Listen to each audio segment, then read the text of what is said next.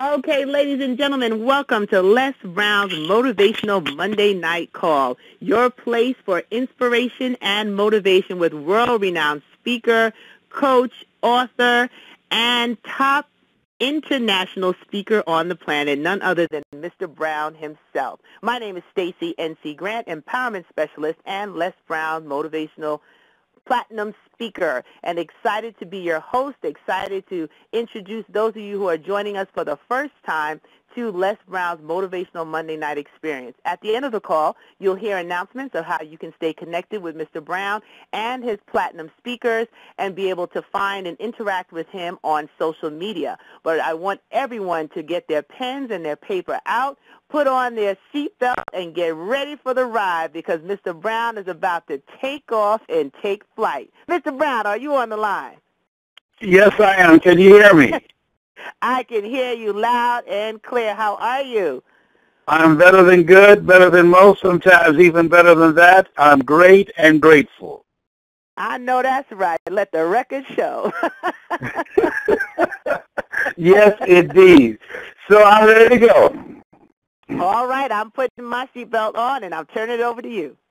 Thank you. Hello, everybody. Thank you so much for being with us. Holmes said, "A few can touch the magic string, and fame is proud to win them. Alas, for those that never sing, but die with their music in them." At last, for those that never sing, but die with their music still in them. I had the opportunity to speak celebration of the life of Mr. Leroy Washington, a man who spoke to me at a time in my life when I was struggling to believe in myself, to find out my direction of where I wanted to go in life, a man who, for all intents and purposes, became the father that I never had from a distance. And this man spoke to me, met me my junior year in high school, and when he spoke to me, a man who I'd been admiring and following him around and always wanted to be in the auditorium or anywhere near him when he was training and rehearsing students to participate in the various plays that he was directing, or when he was grooming students to participate in the Elks oratorical contest, that I admired his skill. I hope one day to be like him. I wanted to be able to influence and direct people and teach them how to tell their story and how to take a role and translate it and how to perform and create special moments. And so Mr. Washington, who passed week before last, when I got a chance to speak at the celebration of his life on this past Saturday, it was an experience for me.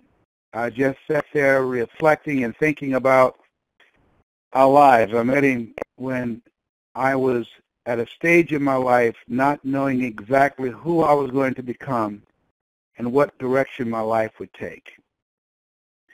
And I stayed up all night the night before Friday trying to think about what would I say that would be representative, that would be honorable, that would point to the impact and the influence that this man had on me. How could I position a speech and a message that would be something that would be reflective of his eloquence and how he spoke? I remember him saying, "Les Brown, act well your part, young man, for there all the honor lies." I remember seeing him working with Anthony Sweeting, who's Dr. Anthony Sweeting now, the most talented and gifted speaker that I'd ever seen in my life. And there, when I came in, and I came in just in time when they were going to introduce me, that on the program, his two star students, myself and Anthony Sweeting, we called Anthony when we were kids Bundles, and Anthony, he came after me. And let me share something with you. I usually like to close out on a special occasion. I like to be the last speaker. because I believe that I can bring it like nobody else. Not bragging, but I know how to bring it. I know how to speak on the occasion.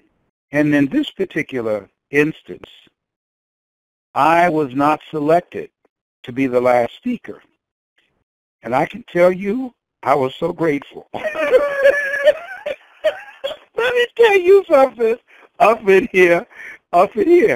Anthony Sweeting, when I was in high school, if you hear me speak and if you hear him, you will see that how he has influenced my speaking style. No one, ladies and gentlemen, I have some power. I have some energy when I speak. Trust me on that.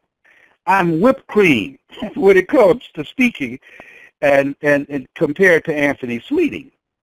And so I came up and I spoke. They gave me 3 minutes. And I said, I'm going to milk these 3 minutes.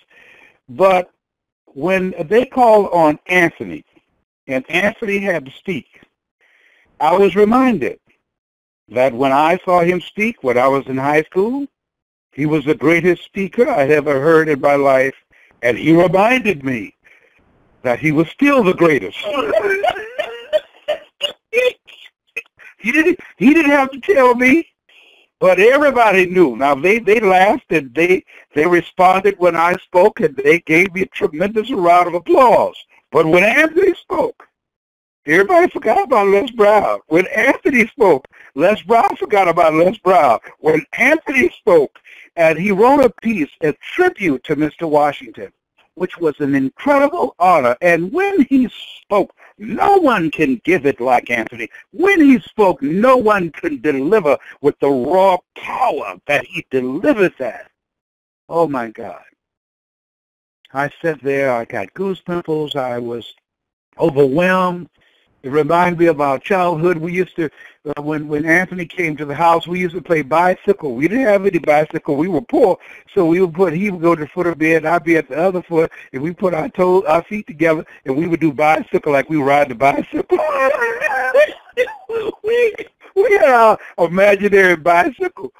And I was just thinking about that, and Anthony, his power.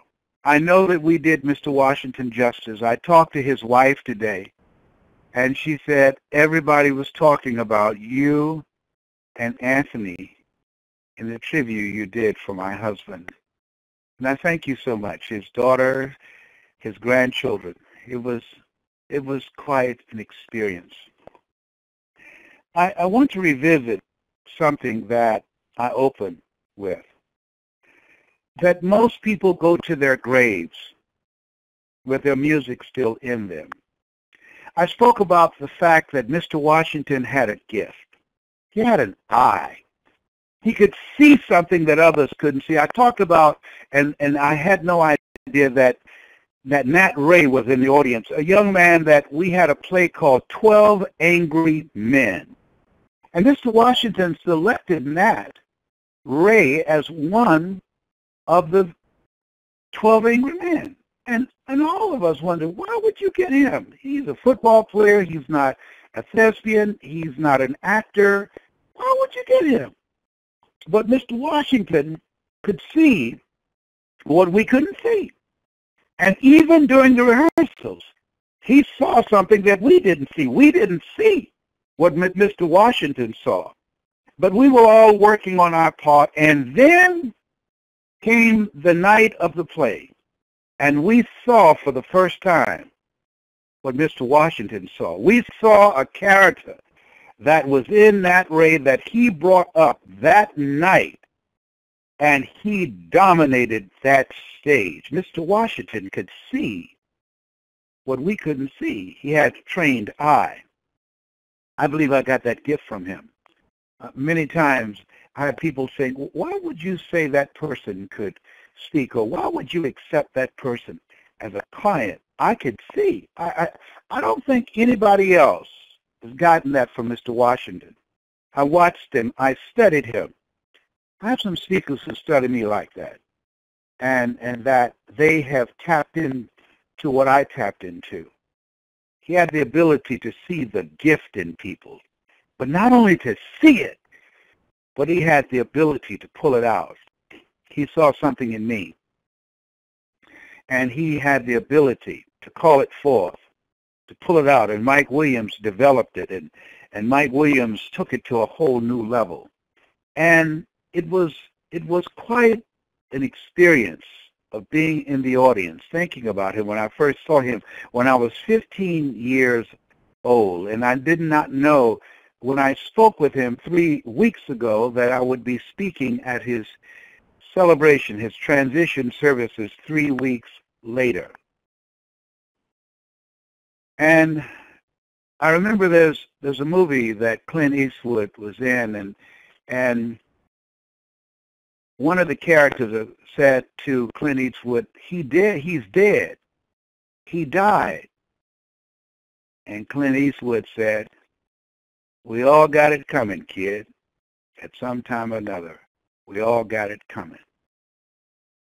And the takeaway for me, as I sat in the audience, as I looked at Anthony, and as he spoke with the power and rawness that I saw when Mr. Washington first directed Anthony in the play Nat Turner, and the rawness and the power that he had then, there he stood on stage, and at 69 he still has that power.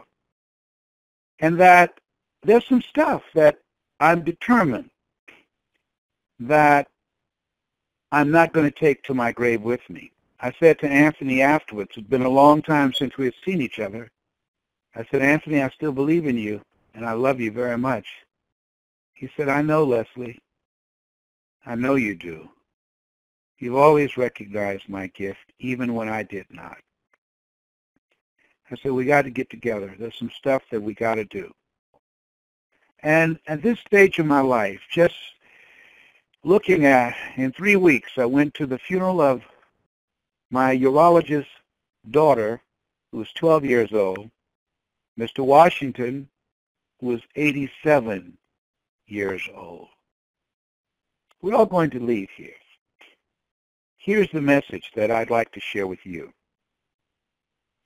Aurelia said, stop living like you have 1,000 years to live. I remember I was at an event, and the late Frank Sinatra was there. At that time, Gladys Knight and I were married. I think it was the second year of our marriage, and was at this event, and I was so happy to meet him. I admired him, and nobody could sing I did it my way, the way that he did it. I really admired how Frank Sinatra did that. But something he said at the table, talking to someone, he said, live each day as if it were your last, because someday it will be.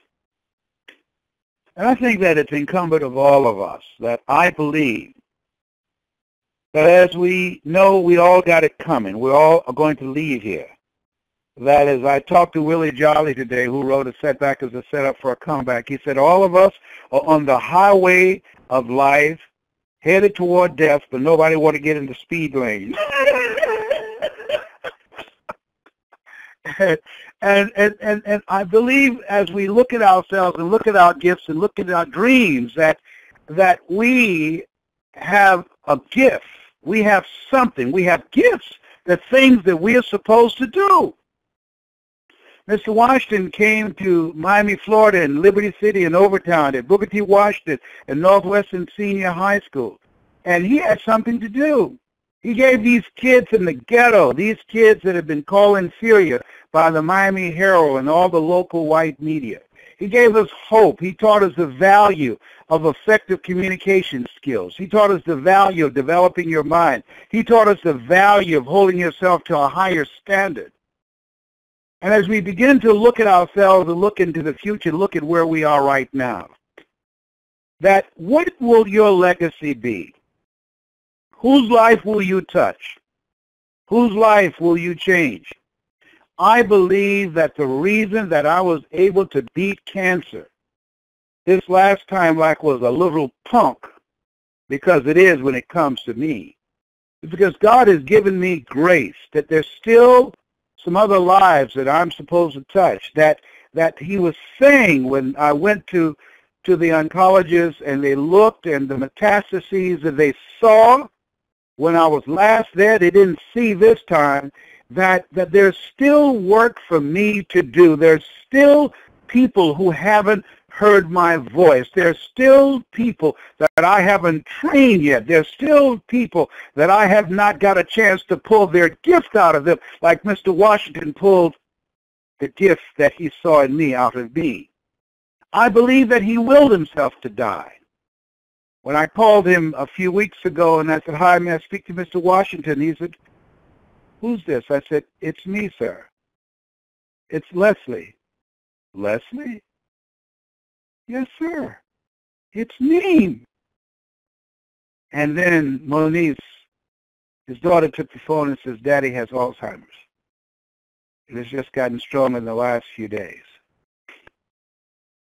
I was in a state of shock. I sat there with a phone and I cried. I said, "Moniz, he didn't know my voice. He's always known my voice."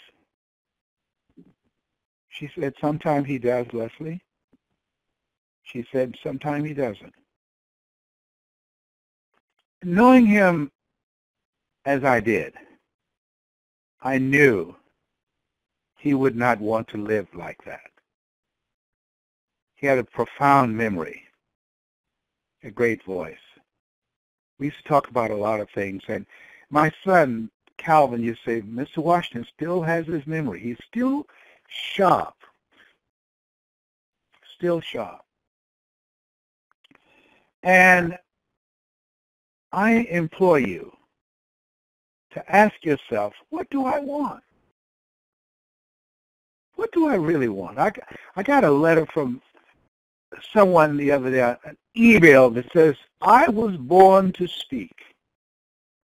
Please help me. Speaking gives me life. Please help me." And I think that that's what Mr. Washington saw in me. I love to help people. I love to speak. I believe that you were not born to work for a living, but to live your making. And living your making will make your living. And people that I talk to from time to time, and I ask them, "What do you do for a living?" Then I ask them, "What are you living to do?" And they find that to be a struggle, because most people have not considered that. Most people have not thought about that. Most people are not living from their dream. What are you living to do? What do you want to do? Is it art? Is it music? Is it business? What do you want to do?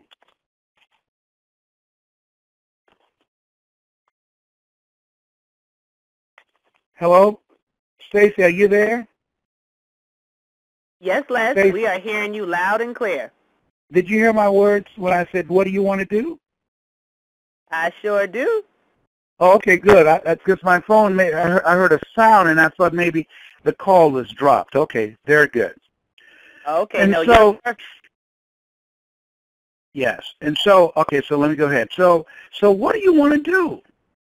When I saw Anthony, who spoke with that power and the voice of Nat Turner that I saw in him, I knew that among the things on my bucket list, among the things that I must do is to do this piece that we will do with him, The Return of Nat Turner. That's a play that we both love.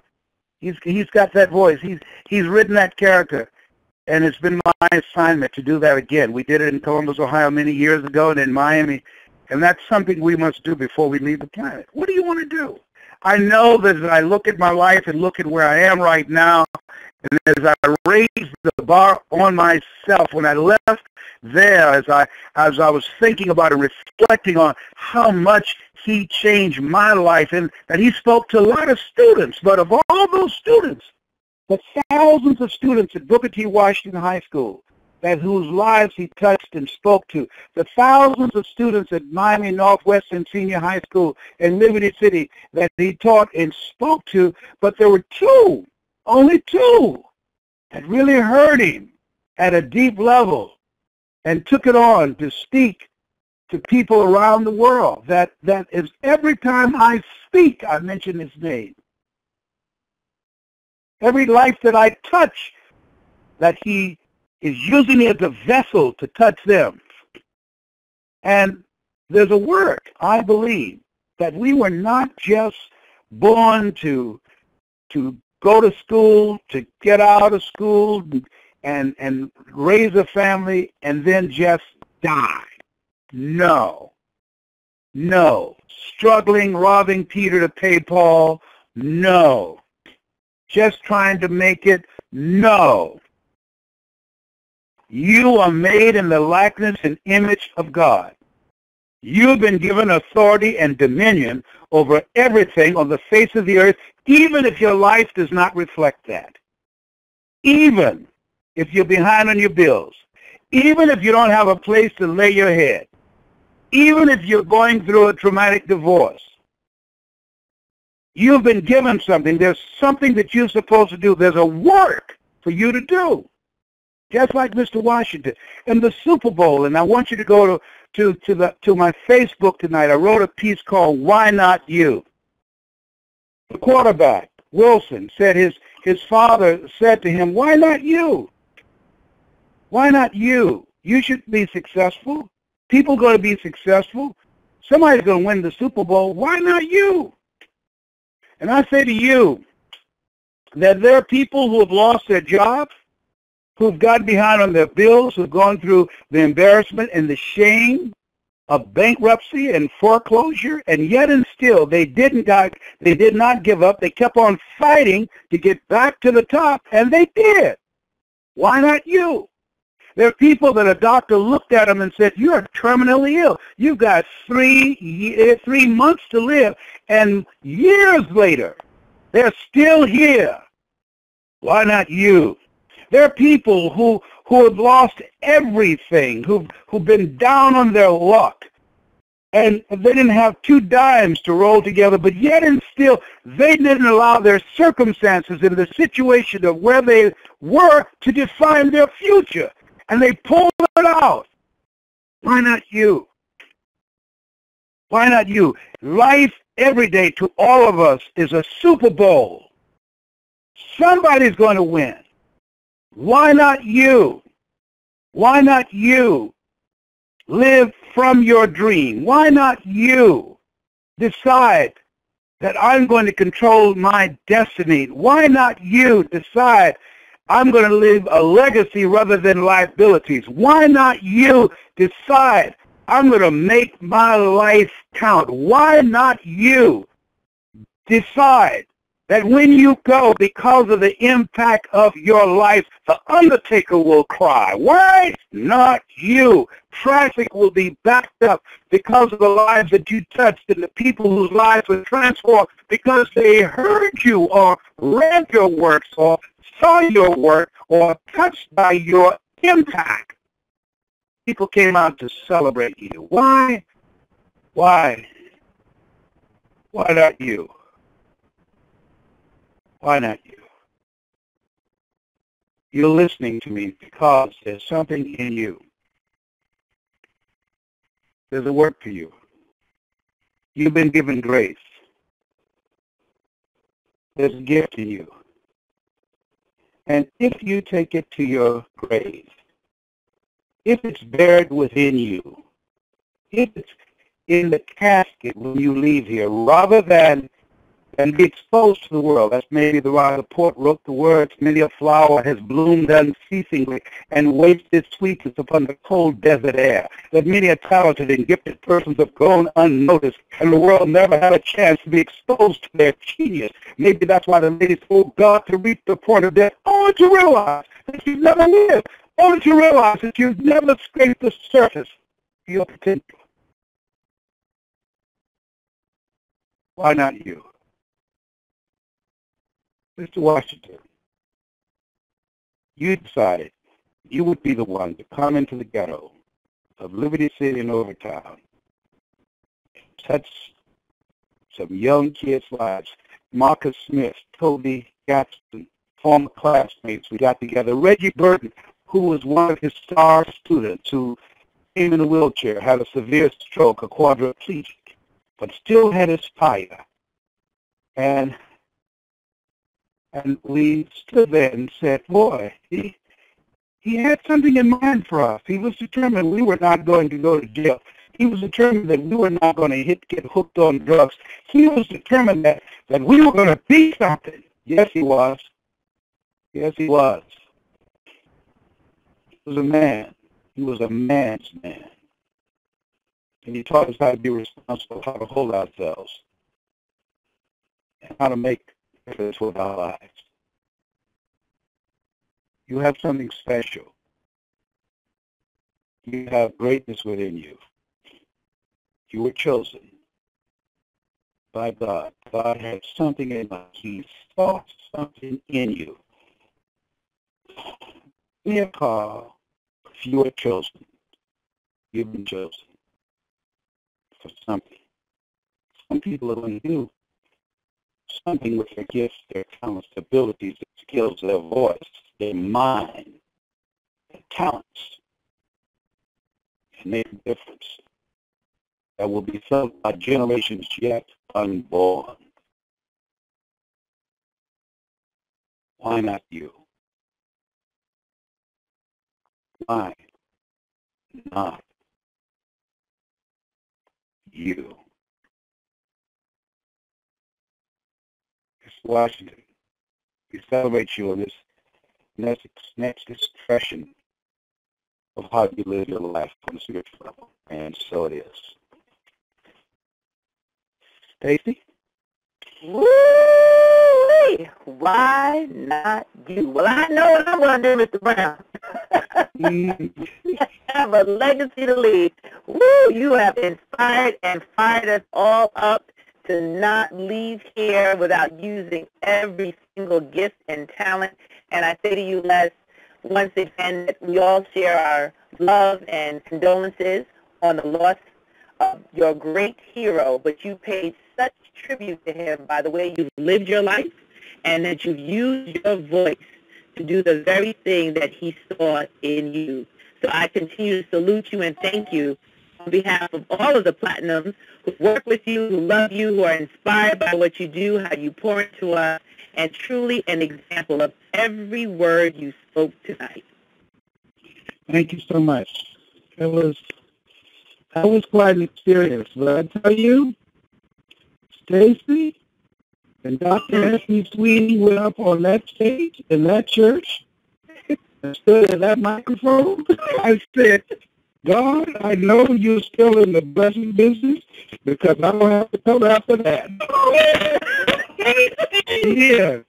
He turned out the good stuff. Yeah, everybody's just looking around and said, Bundle still got that.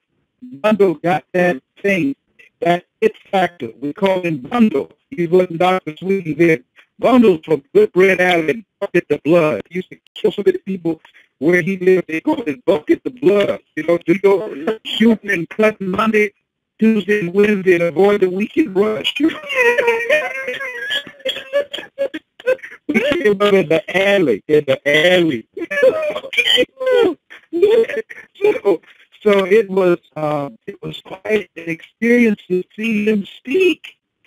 And when I talk to people about him, there are people who just enamored by style of speaking.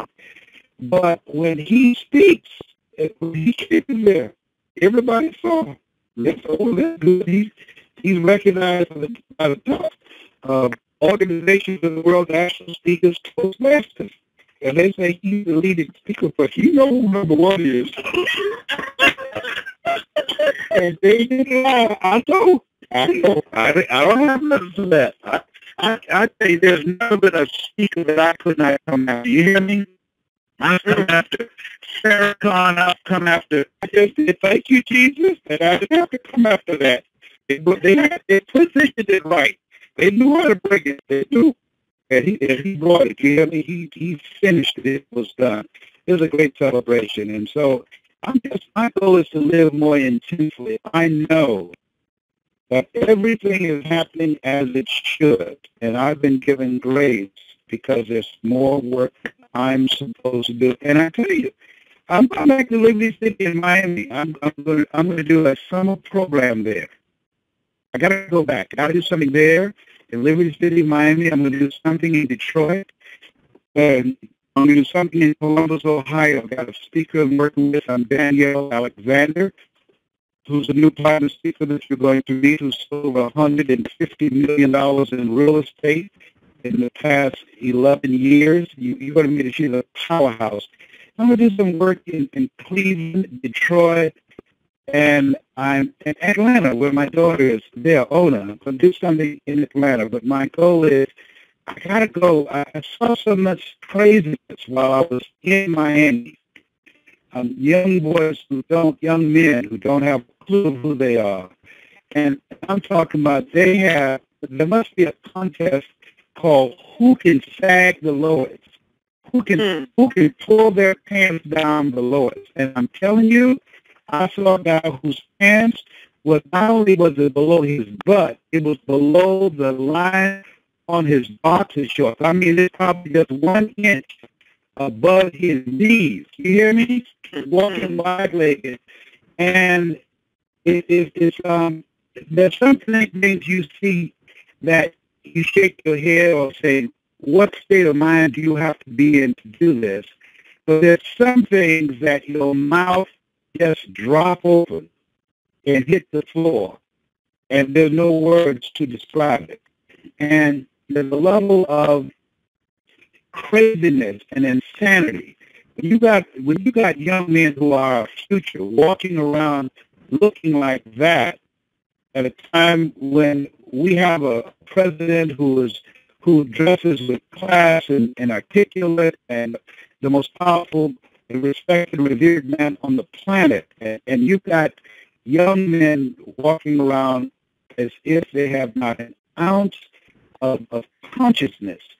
I looked at them and I got upset with myself because this level of insanity happened on my watch.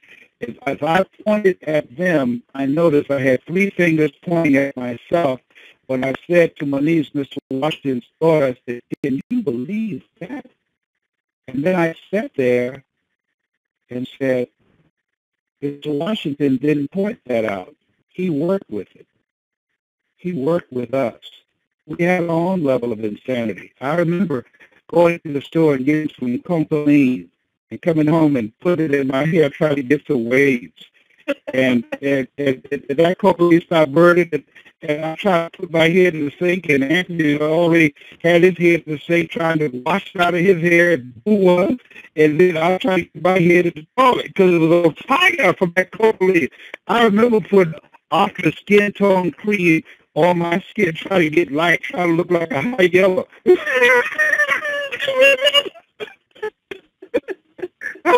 I remember Mama, the way to stop us from drinking coffee, don't drink coffee. Why, Mama? Because coffee makes you black. Well, I don't want that. You know? We had our own levels that everybody had a process of Jerry Curl. And dashiki, we all looking crazy, 2-foot afros, look like our barbers died. You know, we all have a level of insanity. Every generation, when they have this stuff. And so, this group here, they've taken it to another level. And I got to go up in there. But for the grace of God, had it not been for Mr. Washington, I would be one of those crazy ones. And so, I got to go. Because some of them hear my voice. I remember a young man named Shemizie. And this young man is from Nigeria. He lives here. And we were together in speaker training in L.A., and he's around 26, and he lives in Las Vegas. And we were working together and striking a partnership, and it's just he can go get him. This is the young man that I'm going to pour myself into, but there's a more. There's a more. Shemizie is going to bring him to me. There's a more that I can get. And that's what we got to do. This is finished. I'm debt-free, cancer-free because of God's grace and mercy. And I believe that the transition of Mr. Washington is saying to me, Brown, you got it coming. Death's talking to you. You know, the Undertaker sitting outside your house and he's keeping the motor running. Because you'll be in there one day too. You know, you better get busy. You got to get busy. It's going to be a while now. It's going to be a while, but you got to be busy because they all have an expiration date. And there's a season, as Paul said, as Solomon said, there's a season for everything. Time to live and time to die. You know, so this is my season to train speakers, to tell my story, to speak. That's why I'm going to India and Japan, about 15 other countries. And so I'm excited. I'm excited. I believe that there was a part of him that the grave cannot hold, the casket cannot contain. And that's the spirit of who he was as a man. That spirit is now in me and Anthony. We're going to take it to another level. I know you will, and you know New York is also on the list of places where you're going, and you're Oh, yes, I can live with Anthony and Kim. Anthony and Kim, we're going to be doing a training in New York, and I told them to reach out to you. Yes, we come up there. Called me earlier today, so we're not going, and I'm going to text you my son's performance for MLK. He said, Mom, did you send it to Les? And I totally forgot. Please send that to me, because if I'm not speaking, I want to fly up there and see him, because I know he's got his eye on me. He's always been looking at me, so I'm coming to you to tell him I ain't scared of him. I am not scared of him, period. Okay? Thank you. Let him know. I will tell him. If he doesn't know, he better ask somebody that Uncle Les ain't scared of him.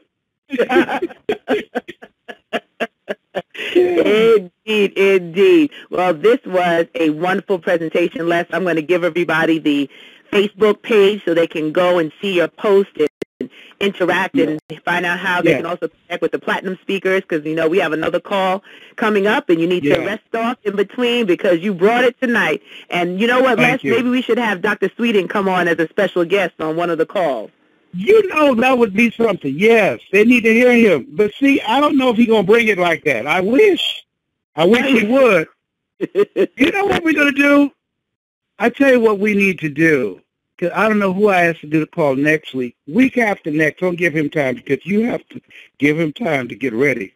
I'm going to do an interview with Nat Turner. See, you've never heard that before, have you? Well, I heard a little bit of it when we were doing that training in Atlanta, but I would love to hear more.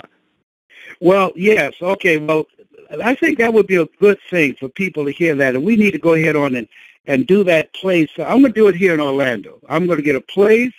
It's going to be small and intimate. It'll be called the Return of Nat Turner. So because he's rare. People need to see him.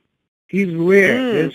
There's nothing like this on the planet. There's nothing like this. They need to see this. And I'm going to, because I'm moving with a sense of urgency, we're probably going to do it within 3 weeks to a month. And we're going to have a little intimate settings for him to do this. But we got to do this and videotape it before we go. Not that we're going to leave anytime soon, but we're going to do it quick. All right. Thank you so much. I appreciate you. Thank you. Love you. Appreciate you. Thank you. Bye now. All right. So, ladies and gentlemen, you heard Mr. Brown, and I tell you, he brought a message tonight that should inspire all of us to live our best life every day, because every moment is a gift. So as you tune in, I want to give you information on how you can stay connected with Mr. Brown. If you go to Facebook, facebook.com, you can join and follow him at brown.les. That's brown.les.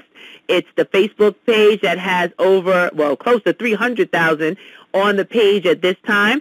So please go and become a part of the community so you can find out information on what Mr. Brown is doing, as well as visiting his site, lesbrown.com.